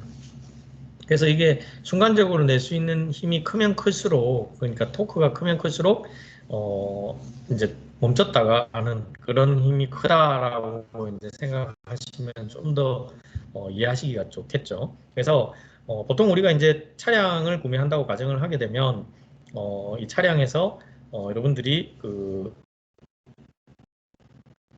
토크를 보시면은 요즘 이제 자동차 회사에서 많이 내세우는 게 이제 이런 부분인데 자동차 회사에서 강조하는 게 뭐 고성능 차량, 뭐 N 모델 뭐 이거 아마도 보셨을 거예요. 현대 자동차에서 요즘 뭐 N 모델이라고 나오는데 그런 게 바로 이제 이 토크를 강화해서 뭐 경주용 차량 같은 거 있잖아요. 스포츠카 이런 경우에는 이 토크가 상당히 좋습니다. 그래서 일반 자동차의 몇 배 정도 되죠. 그러면 바른 대로 그냥 쭉 밀려 나가는 겁니다. 자동차. 그렇게 이해를 하시면 될 것 같아요. 그래서 이제 그 개념만 이제 제가 설명을 먼저 드린다고 했으니까 수식은 나중에 한꺼번에 몰아서 다시 한번 보도록 하겠습니다. 자, 이제 83페이지입니다. 83페이지. 네, 페이지를 83페이지에 넘겨보시면 소형 전동기의 종류와 용도 해가지고 나오죠. 그래서 뭐 일반적으로 이제 전동기가 아주 종류가 많습니다. 그래서 우리 주위에 보시면은 전동기가 안 들어가는 게 사실 별로 없다고 생각될 정도로 많죠. 그래서 여기 보시는 것처럼 이제 우리가 지금 배웠던 거는 이제 DC 그러니까 직류 전동기죠. 직류 전동기. 그래서 직류 전동기에 먼저 보시면은 마이크로 DC 모터라고 해서 아주 작은 겁니다. 뭐 일단 마이크로라는 그 용어 자체가 작다라는 의미를 좀 가지고 있거든요. 그래서 이 작은 모터라고 이제 생각하시면 돼요. 그래서 여기 이제 모터 이퀄 전동기라고 생각하시면 되겠습니다. 그래서 여기 보시면 이제 CD 플레이어라는 게 있고 비디오라는 게 있고 뭐 프린터 뭐 이렇게 나오는데 우리가 주위에서 이제 요즘 잘 안 쓰는 것들이죠. CD 플레이어. 요즘 잘 안 쓰죠, 여러분들. 스마트폰 나오면서 MP3 플레이어 나오면서 거의 쓰지 않는 것들이에요. 그리고 비디오. 요즘 집에서 비디오 보시는 분들은 거의 안 계시지 않을까 싶어요. 아마 넷플릭스 같은 이제 스트리밍 서비스를 대부분 이용하시겠죠. 프린터는 프린터는 많이 쓰시죠. 그래서 여기 학교에도 바로 여기 자리 옆에 있고 아마 집에도 뭐 여러 가지 이유로 한 대 정도는 있지 않을까 싶어요. 그게 이제 잉크젯이든 레이저든 간에 한 대 정도는 가지고 계실 것 같고 그리고 이제 카세트 요즘 뭐 쓰는 사람 없죠, 당연히. 모르겠습니다. 이게 이제 레트로 현상이라 그래가지고 뭐 올드한 걸 좀 좋아하는 옛날 걸 찾는 분들이 좀 계시긴 한데 어, 실질적으로는 거의 없지 않을까 싶어요. 그리고 여기 이제 뭐 LDP나 MD 같은 경우도 옛날에 사용하던 그런 방식의 비디오나 오디오 플레이어들입니다. 그래서 이런 것들은 지금 거의 쓰지를 않죠. 참 AV 기기들이 불과 한 10년 사이에 다 없어진 것 같아요. 거의 다. 그래서 이제 그거는 참고로 하시면 되고 이게 이제 없어진 대신에 그 밑에 이제 BLDC 모터라는 게 최근에 각광을 받고 있죠. 그래서 BLDC라는 거는 나중에 이제 또 설명이 한번 나올 텐데 브러쉬가 없는 브러쉬리스 직류 전동기입니다. 그래서 이제 브러쉬라는 게 뭐였습니까? 아까 그 직류 발전기 할 때 기억나시는지 모르겠는데 네 가지 구성 성분이 있다고 그랬었죠. 계자, 전기자, 정류자, 정류기, 그리고 이제 브러쉬 이렇게 네 가지가 있었잖아요. 그때 이제 이 브러쉬라는 게 접속을 할 때 쓰인다라고 이제 이야기를 제가 드렸었는데 접점이라고 이야기 드렸잖아요. 근데 그 브러쉬가 접점을 유지해 주기 때문에 빨리 돌면 불꽃이 생기거나 이제 타버린다라고 제가 이야기 드렸어요. 그래서 고장의 원인이 되는데 그것 때문에 이 브러쉬를 뺀 직류 모터 또는 직류 전동기가 이제 개발이 됐습니다. 그래서 브러시리스라고 이제 BLDC 모터라고 보통 이야기하는데 아마 여러분들 그 주위에 요즘 보시면은 그 킥보드 많이 있잖아요. 전동 킥보드. 전동 킥보드나 전기 자전거 많이 보셨을 겁니다. 요즘. 그 전기 자동차나 아니 전기 자전거나 그 다음에 전동 킥보드 사실 때 이 BLDC 모터라고 대부분 쓰여 있을 거예요, 요즘은. 만약에 이게 안 쓰인 모터를 쓰면 성능이 좀 안 좋은 거예요. 올드한 모델이고 요즘 나오는 그런 킥보드나 전기 자전거에는 거의 다 BLDC 모터가 다 들어 있습니다. 그래야 고장이 거의 안 나거든요. 접점이 없기 때문에. 그래서 이제 이런 것들이고 자동차도 마찬가지겠죠. 그래서 뭐 이런 것들이 주로 최근에 많이 쓰이고 있습니다. 그래서 여기 보시면 뭐 자동차 또는 뭐 에어컨 뭐 이런 데 이제 다 쓰이는 거 전동 공구. 그래서 요즘 들어서 가장 각광받는 게 이제 BLDC 모터라고 이제 생각하시면 되겠고 그 다음에 코어레스에서 이제 코어가 없는 것들인데 뭐 이것도 모터의 한 종류입니다. 그래서 전기자 부분을 최소화시키거나 없애서 효율을 더 높인 겁니다. 근데 실질적으로 여기 보시면 카메라라든지 시계라든지 뭐 프로젝트 우리 이런 것들인데 여기에 요즘 이게 또 많이 죽었어요. 스마트폰 나오면서 뭐 카메라 시장이 다 죽어버렸잖아요, 거의. 그래서 방송용 카메라라든지 뭐 유튜브 촬영용 뭐 이런 고가의 그런 카메라 제외하고는 여러분들 쓰시는 게 거의 없을 것 같아요. 그리고 시계도 디지털 시계 나오면서 뭐 아날로그 시계 다 죽어버렸죠. 그래서 이제 이런 것들에 이제 정밀 기기용으로 쓰는 건데 사실은 이쪽 시장이 이제 많이 축소가 됐습니다. 오히려 스마트폰에 이제 카메라 같은 게 이제 더 좋아지고 그래서 예전에 카메라 시장보다 스마트폰에 탑재되는 카메라 시장이 훨씬 더 이제 커져 버린 거죠. 거꾸로 얘기하면. 그래서 이제 그런 쪽에 수요가 또 거꾸로 이제 생기고 있다. 이렇게 생각하시면 됩니다. 그래서 주로 이 정밀 기기, 코어 리스 모터 같은 경우는 마이크로 보통도 마찬가지인데 세계에서 스위스에서 가장 잘 만드는 제품들이에요. 그래서 우리 잘 아시다시피 이제 정밀기기나 이런 쪽이 스위스산 제품이 상당히 이제 고가하면서 비싸잖아요. 그래서 여기 이제 시계 같은 경우도 그렇고 카메라도 그렇고 그런 쪽에 상당히 많이 쓰이고 있다라고 생각하시면 되겠습니다. 자, 그 다음에 이제 펜 모터에서 뭐 이것도 마찬가지로 그냥 일반적으로 많이 쓰는 사무용 기기 OA죠. 사무용 기기들에 이제 주로 들어가는 것들입니다. 그래서 뭐 대표적인 게 컴퓨터죠. 여기 PC라고 되어 있는데 여러분들 집에서 사용하는 데스크탑이나 노트북 보시면 그 안에 이제 CPU나 그래픽 카드가 게임 같은 거 많이 하시거나 또는 3D로 편집 같은 거 영상 편집이나 3D 작업, 솔리드웍스나 뭐 이런 거 돌리게 되면 열이 많이 나죠. 그쪽에서 이제 연산을 많이 하게 되고 연산을 많이 해서 머리를 쓰면 열이 많이 발생합니다. 그래서 이제 그게 특정 온도 이상 올라가게 되면 스로틀이라 그래서 이제 더 이상 그 머리를 못 쓰게 만들어 버려요. 스로틀링이라고 해서 그러면 이제 속도가 뚝 떨어지게 됩니다. 그리고 그때 이제 펜을 돌리게 되는 거죠. 식혀야 되니까. 우리도 왜 사람도 그렇잖아요. 열 받으면 어떻게 해야 됩니까? 일단 머리를 식혀야 되죠. 열을 식혀줘야 됩니다. 그거랑 똑같이 컴퓨터 장치에도 노트북도 마찬가지고 데스크탑도 이 펜이 들어있어요. 그래서 그게 이제 DC 펜입니다. 전부 다. 그 제일 주위에서 많이 보시는 게 바로 이 컴퓨터에 있는 펜이 되겠죠. 그래서 뭐 특히 이제 노트북 같은 경우 요즘 이제 성능이 많이 좋아지긴 했는데 노트북용 CPU 자체가 원래 이제 저전력 CPU다 보니까 데스크탑 CPU에 비해서 성능이 많이 떨어져요. 많이 떨어지는데 그걸 가지고 예를 들면 뭐 영상을 작업을 하신다든지 편집 작업 하신다든지 아니면은 게임 같은 걸 하신다든지 뭐 이렇게 되면 CPU에 상당히 부담을 많이 줍니다. 그래서 이제 그래픽 카드가 꽂혀 있어야 되는데 그런 작업을 하시기 위한 노트북에는 그 노트북용 그래픽 카드 자체도 데스크탑보다 성능이 많이 떨어져요.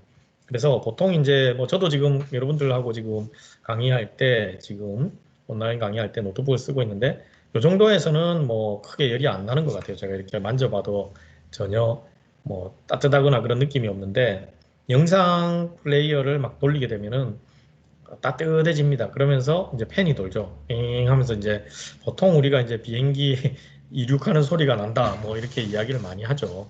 그래서 이제 그런 거 할 때 DC 팬이 들어가 있다라고 생각하시면 되겠습니다.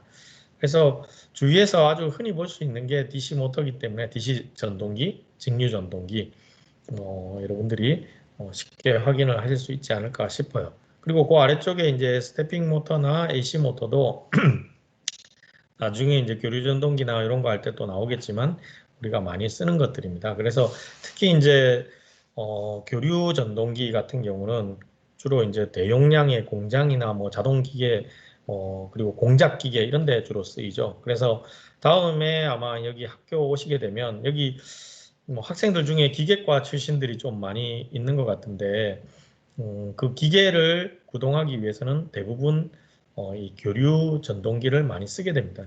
힘이 필요하기 때문에 직류보다는 교류 전동기를 이제 많이 쓰게 되죠. 그래서 여기 학교 저희 그 강의하는 이 건물 1층에 보시면은 이제 유리창 너머로 이렇게 보시면은 그 선반이나 밀링 같은 CNC 같은 이제 기계들이 많이 보이는데 그런 기계들은 대부분 교류 전동기를 이제 사용하게 되는 거죠. 그래서 참고를 하시면 되겠습니다. 자, 그 다음에 이제 우리 84페이지를 한번 보도록 하겠습니다. 그 84페이지에 보시면 이제 직류 전동기의 기동 방법 이렇게 돼 있어요. 그래서 이제 기동이라는 거는 여기 보시면 이렇게 돼 있어요. 정지된 상태의 전동기에 전기 에너지를 공급하여 회전력을 발생시키는 과정이라고 돼 있죠. 그래서 이거를 이제 우리가 기동이라고 그럽니다. 그래서 이제 뭐 동작을 시키는 거죠. 가만히 있는데 여기다가 뭔가를 해서 동작을 시키게 됩니다. 근데 뭘 해야 됩니까? 직류 전동기니까 전류를 넣어줘야 되는 거죠. 전기 에너지를 넣어서 회전을 시키는 거잖아요. 결국은. 그래서 어떻게 전기를 넣어주느냐 라는 거를 이제 구상을 하게 되고, 그때 그 넣는 방법을 이제 여러 가지를 이제 쓰게 되는 겁니다. 그래서 이제 그거를 우리가 기동기라고 이제 이야기를 해요. 기동장치, 기동기라고 이제 이야기를 하게 됩니다. 그래서 일반적으로 우리가 이제 전동기 같은 경우에는 처음에는 그냥 멈춰 있잖아요. 멈춰 있는 상태에서 필요할 때 전기를 공급해서 그 전동기를 구동시키게 되는 거잖아요. 기동을 시키게 되는데, 그때 우리가 순간적으로 너무 큰 이제 전류가 흐르게 되면은 그 전동기 자체가 문제가 생기겠죠. 파손이 생기겠죠. 그래서 어느 정도 이제 전류를 제한해서 요 정도 필요한 전류를 넣어주면 전동기가 큰 무리 없이 일정한 속도로 돌게 된다라는 거를 이제 우리가 만들어주게 됩니다. 그래서 그거를 이제 기동기라고 이제 이야기를 하게 되는데, 가장 쉽게 생각하시면 이렇게 생각하시면 될 것 같아요. 여러분들 그 선풍기 또 제가 얘기 드리는데, 뭐 선풍기 생각하셔도 되고요. 뭐 일단은 직류니까 직류를 공급하는 거는 이제 선풍기가 되겠죠. 그리고 요즘 나오는 선풍기 중에서 여러분들 그 배터리로 동작하는 선풍기가 있습니다. 그래서 뭐 잘 아시는 이제 샤오미라든지 뭐 LG 삼성 같은 데도 보시면, 신일 이런 데 보시면 DC 선풍기라는 게 이제 나와요. 그 DC 선풍기는 이제 안에 배터리가 들어 있고, 평소에는 전기 꽂아서 배터리 충전한 다음에 충전된 그 배터리의 힘으로 보통 한 몇 시간 정도 이렇게 이제 동작하게 되죠. 그래서 아주 조용하고 이제 선이 없으니까 편하게 이제 쓸 수가 있겠죠. 근데 이제 그때 자세히 보시면 선풍기 우리 동작할 때 어떻게 합니까? 속도를 이제 처음에 키죠. 1단, 2단, 3단. 보통 이제 세 가지 속도가 있고, 회전하는 걸 이제 뭐 선택을 할 수 있게. 그게 이제 선풍기잖아요. 그러면 여러분들이 잘 생각해 보시면 속도를 바꾸잖아요. 1단, 2단, 3단. 그렇게 속도를 바꾼다는 게 뭘 의미를 하겠습니까? 결국은 거기에 들어가는 힘을 제어해 주는 거잖아요. 이제 이 도는 힘을 제어해 주는 겁니다.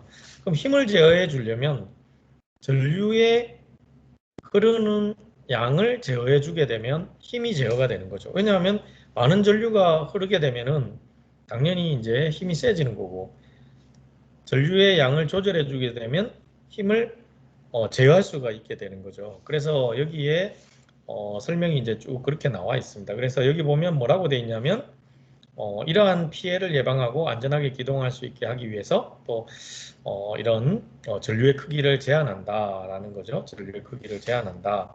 그래서 내가 처음에 딱 선풍기를 켤 때 1단에 켰다가 이거 좀 약하네 하고 이제 2단을 누르고 3단을 누르고 이제 이렇게 되는 거잖아요. 또 너무 세면은 이제 약하게 이제 바꾸게 되는데, 그때 이 전류를 제어해 주는 역할, 그거를 이제 우리가 기동장치라고 한다라는 거죠. 그러면은 여러분들 그 뭐 간단하게 생각하셔서 전류를 제어하는 소자가 뭡니까? 우리가 어 전기 일반할 때 배웠잖아요. 전류를 제어하는 소자. 전류의 흐름을 방해하는 거죠. 쉽게 생각하면 저항이잖아요, 저항. 그래서 전류의 흐름을 방해하는 소자가 저항이니까, 저항을 이용하게 되면 전류의 흐름을 제어할 수가 있는 거죠. 그래서 여기 보시면 기동 저항이라는 걸 사용해서 이제 기동기를 만들게 되는데, 이 저항을 이렇게 붙이게 됩니다. 직렬로 쭉 붙이면 이 직렬로 붙인 거에서 이렇게 탭을 만들어 놨죠.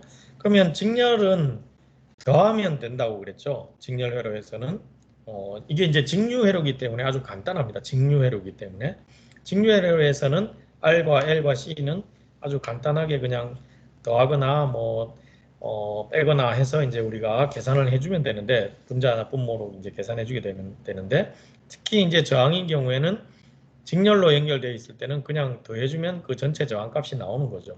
그래서 예를 들면 여기에 탭을 여기 하나를 만들고 여기 RA에 해당되는 부분을 보시면 저항이 없잖아요. 여기서는 저항이 없는 상태에서 그냥 바로 뽑게 되면은 무저항일 때, 그러니까 무손실일 때의 최대 전류가 공급이 되겠죠. 최대 전류가 공급이 되고, 여기 이제 첫 번째 저항, 두 번째 저항, 뭐 이렇게 n 번째 저항이 이제 쭉 가게 되는데, 요쯤에서 뽑으면은 요 첫 번째, 두 번째, 세 번째 저항이 합해진 이 합성 저항 값을 이용해서 전류를 제어한 만큼 여기에 부하에 공급이 되겠죠, 전류가.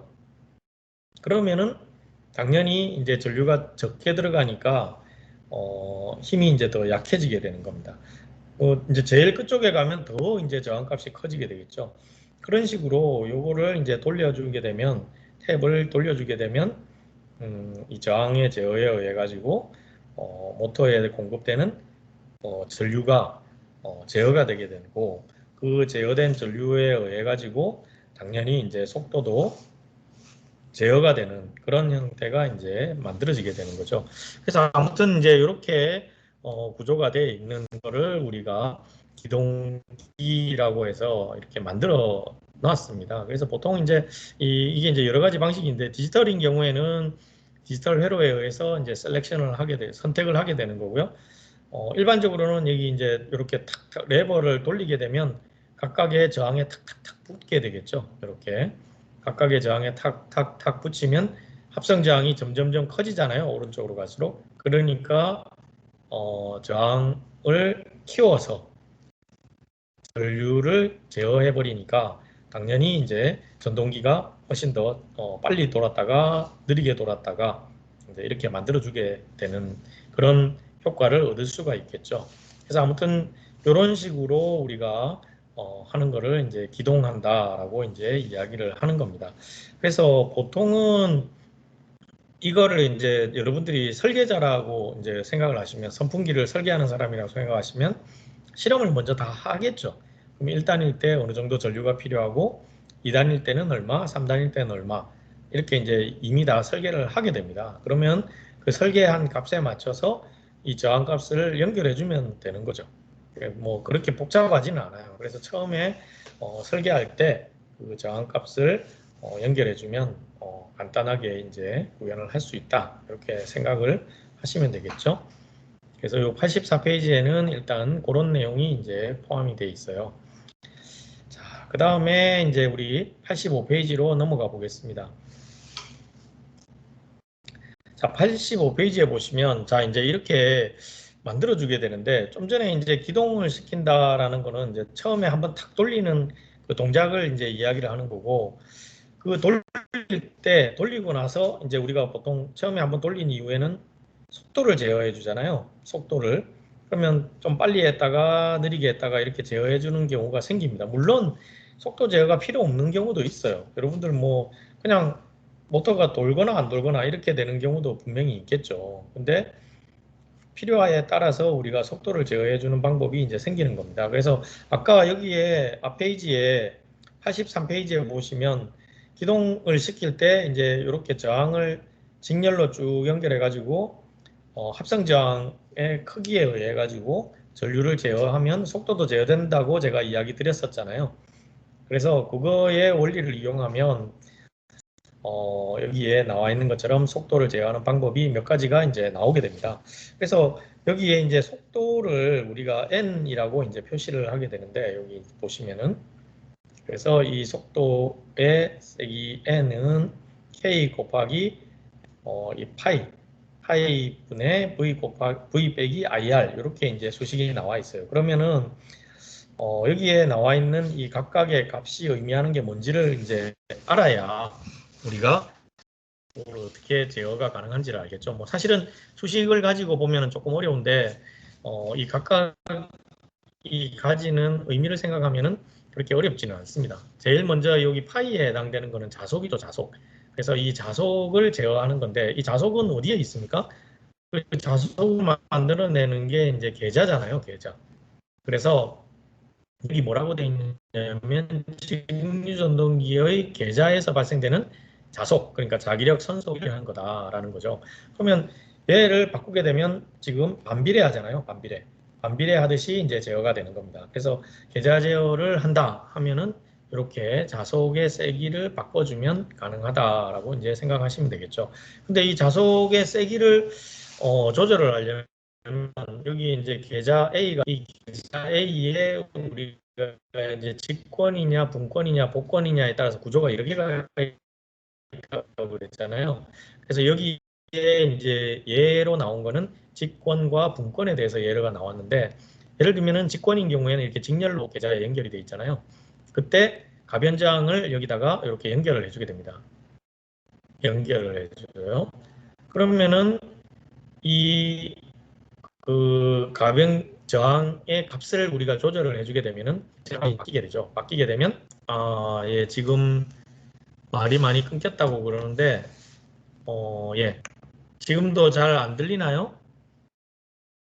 답을 좀 달아주십시오. 지금 들리시나요? 잘?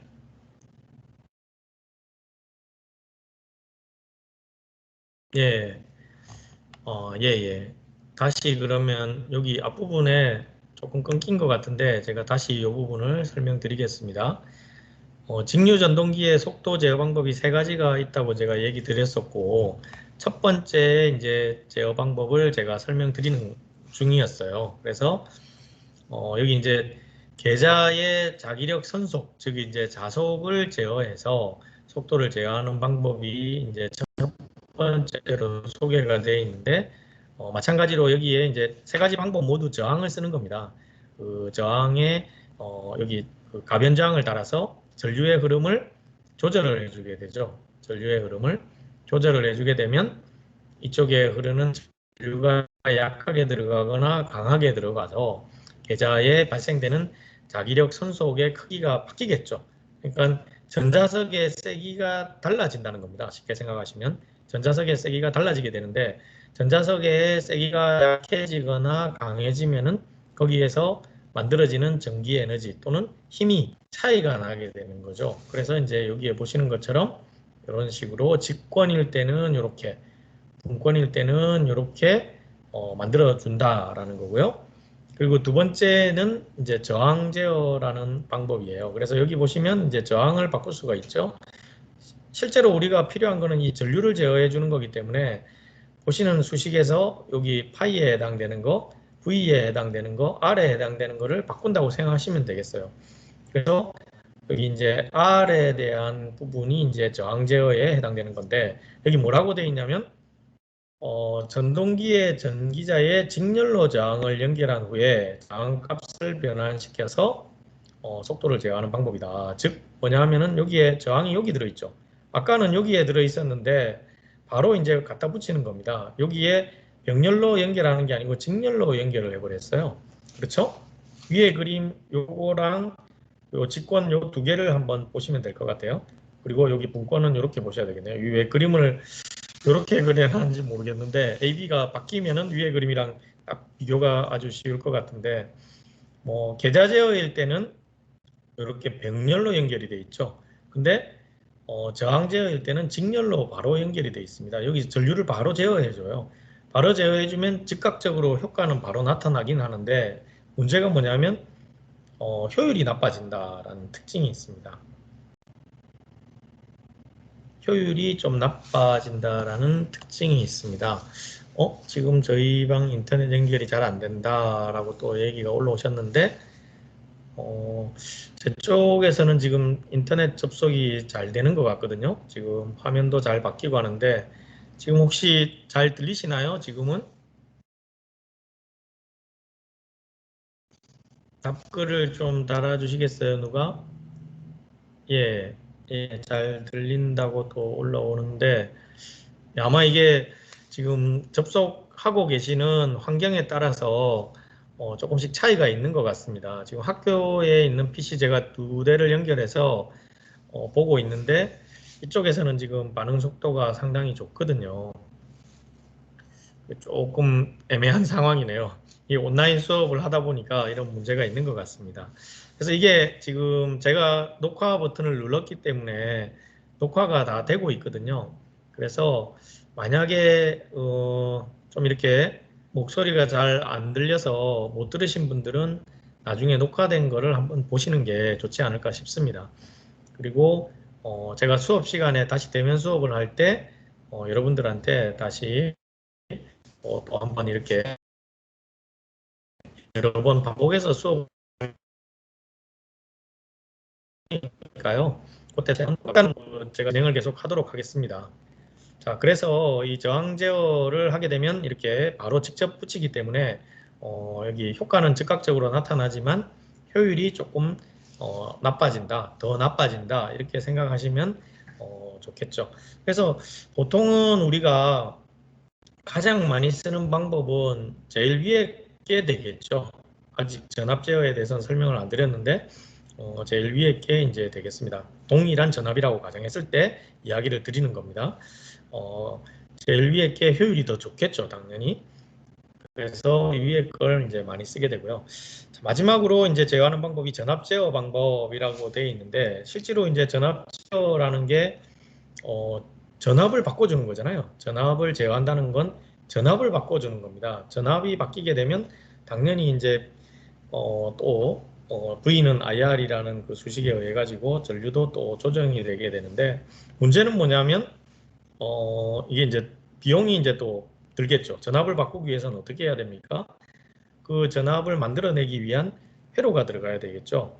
회로가. 그래서 별도의 회로가 추가적으로 소요가 됩니다. 그래서 일반적으로 제어 범위가 아주 넓은 경우에만, 그러니까 아주 넓은 제어 범위가 필요로 하는 경우에만 전압 제어를 사용하고 대부분은 저항 제어를 사용한다라고 이제 생각하시면 될 것 같고 그 저항 제어하는 방법 중에서도 계좌 제어를 하는 게 효율이 가장 좋다 이렇게 얘기하시면 틀림이 없겠죠. 그래서 저항을 제어한다라는 것은 여러분들이 이제 거꾸로 한번 잘 생각해 보시면 저항이라는 게 어떤 회로든지 딱 들어가는 순간 무조건 일단 효율이 안 좋아져요. 왜 그러냐면 저항이라는 거는 전류를 거기서 소비를 시키는 거잖아요. 그 저항에서. 그러면은 예를 들면 여기서 100이라는 에너지를 저 부하에다가 전달을 해줘야 되는데 중간에 저항이 딱 들어가면 100이 전달되는 게 아니고 저항에서 소모되는 것만큼 빼고 저쪽에 부하에 이제 전달이 되는 겁니다. 그러니까 당연히 효율이 나빠지겠죠. 효율이 당연히 나빠질 수밖에 없습니다. 이걸 이제 좀 쉽게 생각하시면 여러분들이 달려가는 경우라고 이제 생각을 해보겠습니다. 달려가는 경우. 그러면 마라톤을 한다고 생각하면 마라톤 경기할 때 어떻습니까? 매우 끊긴다. 다시 나가셨다가 한번 재접속을 해보시는 것도 한 방법일 것 같아요. 이쪽에서는 지금 접속이 상당히 잘 되는데 일단 제가 학교 쪽에서 확인해 보면 아마 다른 쪽에서 접속하실 때 조금 느린 분이 있는 것 같습니다. 만약에 계속 접속이 안 되고 하면 여러분들 중에 접속을 완전히 끊으시고 나가셨다가 조금 있다가 다시 한번 그러잖아요. 예. 예, 그렇습니다. 그래서 참고하시면 될 것 같고요. 제가 마라톤 이야기하다가 말았는데 일단 수업을 계속 진행을 하겠습니다. 아까 얘기 드린 대로 접속 안 되시는 분은 녹화된 걸 보시든지 아니면 나중에 다시 한번 반복 수업할 때 들으시면 좋을 것 같아요. 마라톤을 할 때 여러분들 그냥 평지를 달리거나 내리막을 달리거나 할 때는 좀 편하게 달릴 수 있잖아요. 근데 갑자기 언덕을 만나거나 산이 있다 이러면은 올라가는 게 상당히 힘이 많이 들겠죠. 저항이 이제 바로 그런 겁니다. 그래서 그냥 평지일 때, 평평한 평지일 때는 그냥 달리면 되죠. 근데 갑자기 언덕이 나와요. 언덕이 나오면 마라토너가 상당히 힘들어합니다. 언덕을 올라가야 되니까. 이제 저항을 하는 게 바로 이제 그런 의미가 하시면 돼요. 전기회로에서 저항이 들어가면 일단 힘을 빼버리는 겁니다. 그러니까 효율이 무조건 나빠져요. 저항이 적은 게 가장 좋은 거죠. 원래는. 그래서 R 이꼴 제로가 되는 게 가장 이상적인 회로라고 제가 이야기 드렸었죠. 그래서 R 이꼴 제로가 되는 게 그럼 어떤 회로? 초전도체라고 제가 이야기 드렸었죠. R 이꼴 제로. 그러면은 내가 신호를 보내면 100이라는 신호면 100이 저쪽에 전달이 되는 겁니다. 근데 뭐잘 지만 우리가 쉽지가 않습니다. 그래서 극저온에서만 지금 초전도 현상이 이제 만들어지고 있죠.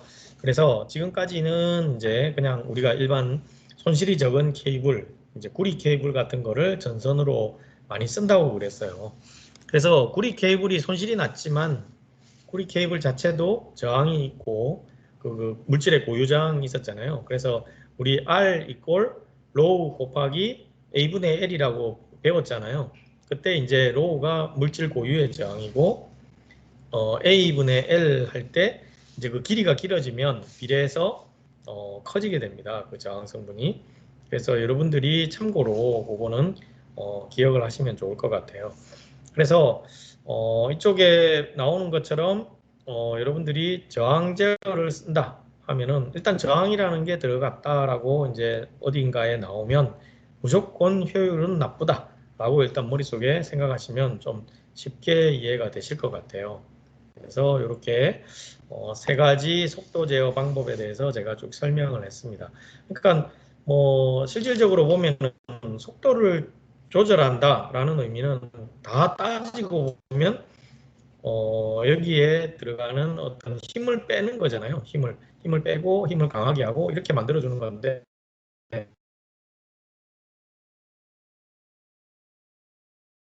그게 계좌를 제어하느냐 또는 집저항을 제어하느냐 아니면 전압을 바꾸느냐 그 차이가 있다라고 생각하시면 되겠죠. 하는 거다라는 겁니다. 그래야 효율도 좋고 또 회로의 구성도 처음에 만들 때 아예 이렇게 만들면 간단하니까. 자, 그 다음에 여기 그 86페이지를 6페이지까지 하고 마무리를 하도록 하겠습니다.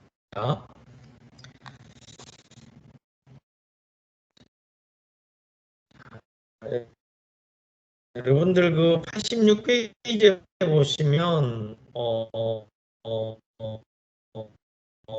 직류기의 효율화 합격이라고 이게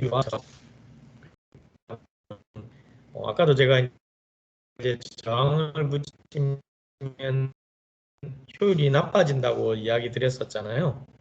효율 에너지를 좀 저쪽에 그래서 그 효율을 우리가 어떻게 계산하느냐 하는 것을 이제 보게 되는 겁니다. 그래서 여기 오른쪽에 왼쪽에 이렇게 그림이 있어요. 왼쪽에 86페이지 왼쪽에 보시면 그림이 있습니다. 그 그림에 보시면 위에 그림은 뭐냐면 수차라고 해야 되나요? 이게 바람에 의해서 하는 게 아니고 수차라고 해야 되는데 물레방아를 이제 돌리게 됩니다. 물을 이제 뿌려서 물레방아를 돌리게 되고 이 물레방아가 돌게 되면은 회전력이 생기죠. 그래서 그 힘에 의해 가지고 전기가 만들어지게 됩니다. 그래서 그 만들어진 전기로 이제 불을 점등하는 그런 그림이고 그 아래쪽은 만들어진 전기를 가지고 연결을 했더니 힘이 만들어져서 바람이 만들어지는 선풍기죠. 그래서 이걸 이제 우리가 발전기와 전동기, 즉 에너지 변환 과정이라고 생각하시면 되는데 이럴 때 효율은 어떻게 계산하느냐 하는 겁니다. 그래서 여기 효율 계산하는 식이 나와요. 그래서 제일 위에 나오는 이 식을 보면 뭐 이거는 이제 그 발전기에서 직류기에서 쓰이는 뭐 어떤 식이라기보다는 일반적으로 우리가 그냥 모든 자연현상에서 쓰이는 효율식입니다. 그래서 뭐 보시면 금방 이해가 되는데 입력분의 출력을 계산을 하시고 거기에 퍼센트 계산을 해주시면 되는 거죠. 이게 너무나 당연한 이야기가 만큼 나오느냐를 보는 거잖아요. 들어간 만큼 나오느냐, 얼만큼 나오느냐 출력이. 그래서 우리가 효율이 100%다. 와, 이 효율이 100%라는 거는 쉽지가 않습니다. 아까 R 이꼴 제로가 돼야 되거든요. R 이꼴 손실이 없어야 되잖아요. 손실이 없어야 되기 때문에 이 100%라는 거는 현실 세계에서는 거의 볼 수 없는 겁니다. 그래서 누가 효율이 100%다라고 얘기하면 그거는 약간 거짓말이 되겠죠. 현실 세계에서는. 그래서 입력분의 출력 곱하기 퍼센트 100% 이렇게 해주면 일반적인 효율이 됩니다. 근데 우리가 이제 발전기와 전동기에서 효율은 어떻게 계산하는가를 이제 봐야 됩니다. 그래서 발전기는 전기를 이제 그 입력을 먼저 봤잖아요. 이렇게 부분입니다. 이게 는 입력 이꼴 출력 플러스 손실이 되는 겁니다. 그래서 뭐냐면은 얘가 이제 돌게 되면 어떤 뭐 수차든 기계는 출력을 했죠. 출력을. 근데 이 출력에는 손실이 생기는 거죠. 그렇죠. 근데 손실이 더해져서 나오게 되겠죠. 왜냐하면은 이 기계 장치에서 가지는 물리적인 손실이 있잖아요. 100% 효율이라는 게 없다고 그랬잖아요, 제가. 그래서 발전기는 출력이 나오는 거고 그 출력 이꼴 손실을 더해주는 거다라고 생각하시면 이 입력 부분에다가 출력 플러스 손실을 대입해 주시면 바로 이제 계산이 되는 겁니다. 그래서 출력 플러스 손실분의 출력이 발전기의 효율 계산식이 되고요. 전동기는 이제 입력이 얼마냐에 따라서 결정이 되는 거잖아요. 그래서 입력은 입력에서 손실을 이제 다시 빼주는 과정이 필요한 겁니다. 그래서 여기 보시면 입력분의 입력 빼기 손실 이제 계산을 해주게 되는 거죠. 근데 우리가 이렇게 생각하실 수가 있어요. 여러분들이 발전기에서 생각을 해보면 발전기 같은 경우는 우리가 전기를 만들어내는 부분이죠. 그러면 소비하는 값이 하나의 그 전체적인 입력의 하나의 저항 성분으로 작용하는 겁니다. 저항 성분으로. 그래서 얘를 빼주면 안 되고요. 더해줘야 됩니다. 입력에서는. 근데 출력에서는 빼줘야 맞는 거죠. 잘 생각해 보시면 이제 그게 계산을 할 때 맞는 부분이 되겠죠. 그래서 여러분들이 발전기다라고 하면 이 출력 나오는 거라고 생각을 하시고 이 출력 이꼴 출력 플러스 손실에 대한 부분을 이렇게 대입해 주시면 되고 전압 계산해 주시면 효율이 이제 되는 거죠. 그래서 실질적으로 이 효율은 크게 보면 입력분의 출력 들어오는 것만큼 얼마가 나갔느냐를 계산해 주는 건데 발전기에서는 들어오는 거에다가 출력 플러스 손실을 해주는 거고 전동기는 나가는 거에다가 입력 빼기 손실을 해주는 거다라고 생각가 수월합니다. 그래서 이렇게 이제 만들어지는데 그럼 이때 여기 이제 손실이라는 게 있잖아요. 나머지는 출력, 입력이니까 뭐 신경 안 쓰셔도 되고 손실이라는 게 생긴다고 제가 그랬잖아요. 그러면 그때 발생되는 손실이 어떤 게 있냐 하고 조사를 해봤더니 크게 철에서 발생되는 철손이 있고 그리고 구리에 의해서 발생되는 동손이 있더라라고 이제 확인이 됐어요. 그래서 이 철손과 동손에 의해서 손실이 이제 발생되는 거죠. 그래서 이게 철손 동손이 뭐냐면 여기 전동기와 발전기가 이렇게 철과 그러니까 구리로 구성되어 있는 그 호일이잖아요. 그러다 보니까 그거에 의해서 손실이 이제 생기는 겁니다. 그래서 여기 보시면 철손을 먼저 보시면 전기자의 철심 안에서 자기력 선속이 변할 때 나타나는 것이다 해서 자기 에너지의 손실이 발생되는 것을 이야기한다. 즉 전기자의 철심 안에서 우리 자기력 선속이 변하잖아요. 자기력 선속이 그 선속이 변할 때 이 구성되어 있는 철 성분에 의해 가지고 발생되는 손실이다라고 생각하시면 되겠죠. 그래서 이때는 주로 뭐 어떤 현상이 벌어지냐 하면은 아래쪽에 보시면 철선에는 철심에 가해지는 자기의 변화에 따라 발생되는 히스테리시스 손실. 이거 이제 어디서 많이 보셨을 겁니다. 그래서 우리 전기 일반할 때 그 히스테리시스 곡선이라는 거 배우셨죠? 전기를 탁 끊었는데 바로 0으로 오지가 않죠. 자기 성분이 남아 있었잖아요. 빨리 이게 자기 성분이 제로로 돌아와야 되는데 남아있다 보니까 그 남아있는 잔류 성분에 의해 가지고 부정적인 영향을 미치게 되는 겁니다. 그래서 이제 손실이 발생하게 되는데 그 비둘기 곡선이라고 제가 이야기 드렸었잖아요. 그래서 그 히스테리시스 손실이 이제 발생을 한다라는 거고요. 그리고 철심 표면을 흐르는 맴돌이 전류가 생긴다라는 이제 이런 이야기가 있어요. 그래서 요거는 나중에 이제 그림을 보면서 제가 다시 한번 설명을 드릴 텐데 이 맴돌이 전류에 의해서 발생되는 와류손이 이제 생기는 겁니다. 그래서 크게 보면 히스테리시스 손실과 와류손에 의해 가지고 철손이 이제 결정이 되게 되고, 이 철손이 생기면서 우리가 발전기에 또는 전동기의 효율이 떨어지게 되는 거죠. 떨어지게 되는 겁니다. 그래서 이런 부분을 해소하기 위해서, 사실은 이제 이런 손실이 생긴다는 걸 알았으니까 어떻게 해결해야 되느냐라는 게 이제 더 중요하겠죠. 그래서 거기 보면 대책 해가지고 제가 빨간색으로 해놨는데, 성층이라는 것과 규소를 이제 포함한 규소광판을 사용한다. 성층이라는 건 우리가 층을 이렇게 만드는 겁니다. 이룰 성자의 층층 해가지고 이제 층을 한 단계씩 우리 탑 쌓듯이 이렇게 층을 만들어 주는 겁니다. 그래서 그런 식으로 층을 만들어 주면 효과가 좋아진다는 건데, 그거는 오후에 제가 그림을 가지고 보면서 다시 이야기를 드리는 게 훨씬 좋을 것 같아요. 그래서 일단 이런 게 있다라는 것만 지금은 이제 이해를 하시면 될 것 같고, 오른쪽에 동선 해가지고 있는데, 이쪽 동선의 핵심되는 부분은 이게 이제 구리, 동이 이제 구리 동자잖아요. 그래서 이 동선은 여기에다가 우리가 전류를 흘리게 됩니다. 즉 이제 뭐냐면은 계자에다 코일을 감았잖아요. 일단, 그리고 전기자에도 코일이 감겨 있어요. 계자와 전기자에는 각각 코일이 감겨져 있죠. 계자에는 왜 코일을 감습니다? 첫 번째는 전자석을 만들어야 된다 그랬죠. 연구자석 대신에 우리가 전자석을 쓰기 때문에 거기다가 코일을 감아서 전류를 흘려주죠. 그리고 두 번째는 그 계자에다가 코일을 감아가지고 이제 극이 이제 틀어지는 걸 막는다. 그래서 이제 계자에다가 별도로 극을 만들어주기 위해서 이제 코일을 감는다고 제가 설명을 드렸었고요. 그리고 전기자에는 코일이 감겨 있어야 전기 신호가 이제 그쪽에서 뽑혀져 나오겠죠. 이제 발전기에서는 그렇고, 전동기에서는 거꾸로 거기다가 전류를 흘려 회전을 하는 그런 게 되겠죠.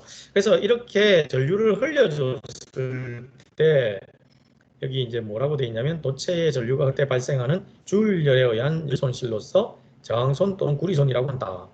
그래서 이거는 뭐 너무나 당연한 이야기죠. 제가 아까 앞에서 효율 이야기할 때 우리 그 전동기의 속도 제어하기 위해서 저항을 삽입하는 방법이 있었잖아요. 그때 뭐라고 그랬습니까? R 이퀄 제로가 되는 초전도체가 아니면 저항을 만나면은 전류가 흐름을 방해하는 거라 그랬죠. 마라토너가 언덕을 만났을 때.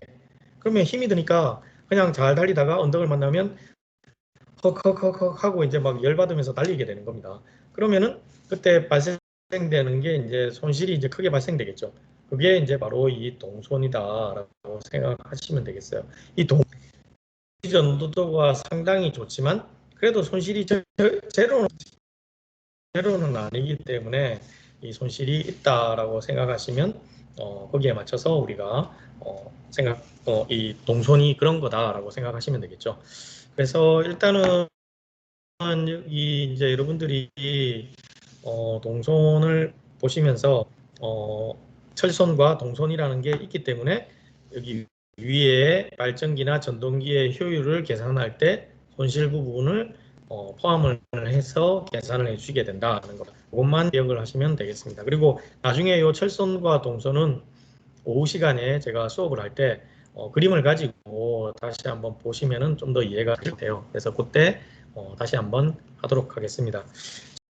지금 11시 벌써 40분이 됐는데 우리 쉬는 시간 없이 쭉 했잖아요. 그래서 오전 수업은 여기가 2시간 수업한 거랑 똑같죠. 그래서 여기까지 하기로 하고, 오후에는 제가 아까 공지 드린 대로 너무 쉬는 텀이 길면은 다시 접속하실 때 좀 그러니까 점심 식사 맛있게 하시고 조금 쉬셨다가 1시 반부터 다시 수업을 진행하도록 그렇게 하겠습니다. 그래서 여기까지 오전 수업은 마치겠습니다. 자, 수고들 많으셨습니다.